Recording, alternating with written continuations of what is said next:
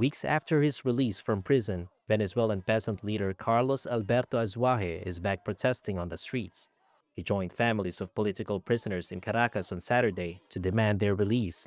Despite threats that speaking out could return him to prison, Azuaje recounted what he described as systematic torture while in detention. In there, it looks like a baseball school. The guards with bats, the directors with bats, the deputy director with a bat. They drag them across the floor, and just the sound of the bat makes the prisoner feel terror. When the director arrives and approaches a prisoner, you see, like in the movies, the prisoner trembles, because when that man comes close, it's to beat him. Everyone who's getting out of Venezuelan prisons is threatened that if they make any kind of statement, they could go back to jail. We all come out with conditions, but like I said before, I'm not going to stay silent about everything I saw in there, because if a person stays quiet to save themselves, I'd be failing to help more than 1,000 people who are being tortured inside. So I'm sacrificing myself so the truth about what's happening in there becomes known.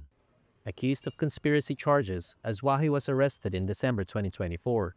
His defenders called it a politically motivated detention without proper legal defense. With a proposed new amnesty law in Venezuela, Azuaje hopes that more political prisoners will be released soon.